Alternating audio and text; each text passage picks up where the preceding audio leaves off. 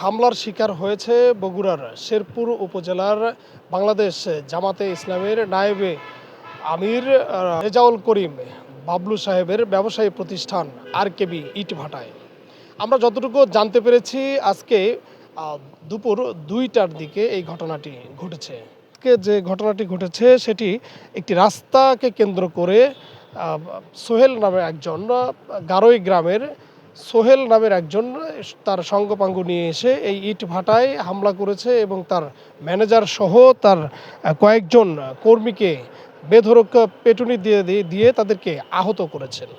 এমনকি আমরা আরও কিছু জানতে পেরেছি যে তার ইট ভাটার যে অফিস রুম রয়েছে সেই অফিস রুমে কিন্তু ব্যাপক ভাঙচুর চালিয়েছে সোহেল নামের সেই ব্যক্তি আরও কয়েকজন মিলে। প্রথমে আমরা এই যে ভাটার থেকে যে রাস্তা সেমবিতে ওঠার জন্য রোডের ওঠার জন্য এই রোডটা সারার জন্যে মানে ট্রলি আমরা বের হতে পারি না, গাড়ি ট্রাকও ইটের ট্রাকও বের হতে পারে না। এই জন্য আমরা এই মেরামত করার জন্যে করতেছি আর কি, মানে সে চেষ্টা করে এবং ইট পেটতেছি আর কি।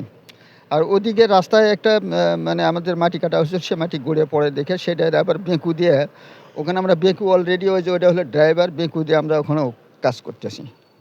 এর মধ্যে রাস্তায় ইটে দিচ্ছে ওই মাথাতে, যখন ইটা ওই শেষ পর্যায়ে যে পর্যন্ত গেছে ওই পর্যন্তই, তখন ওই যে গান ওই সোহেল এসে দুলাল বেটা সোহেল এসে ও এসে ওই ঠেকায়, মানে রাস্তা করতে দেবে না আমাদের এই জায়গা।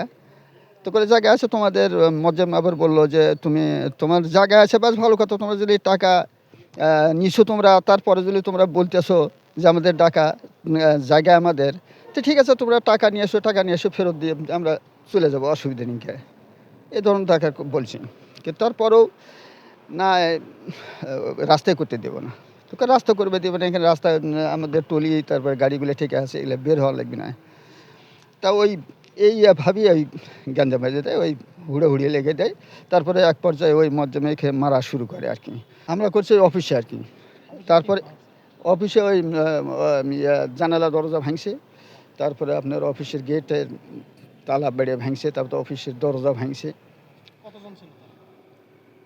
এখন এটা তো বলতে পারবো না, তবে আনুমানিক 10-15 জন হবে এরকম আর কি। জি, গারোই গ্রামে সোহেল ভাই এসে কাজের বাধা দেয়, এখানে কাজ করা যাবে না, এখানে আমাদের জমি দেওয়া হবে না, আপনার সোলিং তোলা লাগবে। তো সেই ক্ষেত্রে আমাদের এখানে জেনারেল ম্যানেজার দায়িত্বে যিনি ছিল মোয়াজ্জেম মামা, উনি ওই তর্ক করলে সেই ক্ষেত্রে এক পর্যায়ে রাগান্বিত অবস্থায় দুজন ধাক্কাধাক্কি হলে তখন থেকে মারামারি শুরু হয়। আমরা সেই মতো অবস্থায় মারামারি রক্ষা করার ক্ষেত্রে ওনাদের ঠেকাঠেকি করলে এক পর্যায়ে মারামারি করতে করতে আমাদের অফিসে পর্যন্ত নিয়ে আসে।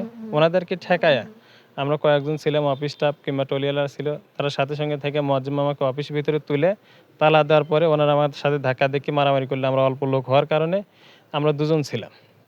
এর কারণে ওনারা প্রায় 20-25 জনের উপরে ছিল।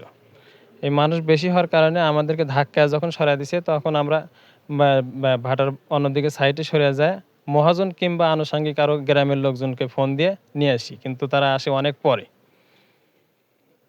এ পর্যন্ত ওরা ঘরে ধাক্কাধাক্কি কিংবা ঘরের দরজা গ্লাস ইত্যাদি ঘরের ভিতরে যে মজ্জেম আমাকে রেখে গেছিলাম, ওনারা নগা দিয়া কিংবা ওই গ্লাস ভাঙ্গিয়া ঢাল ঢুল অনেক কিছু নিক্ষেপ করছে। এটা আপনার ছবি কিংবা অনেক কিছু আর ভিতরে তুলতে পারেন, দেখছেন তো আপনারা বাস্তবতায়।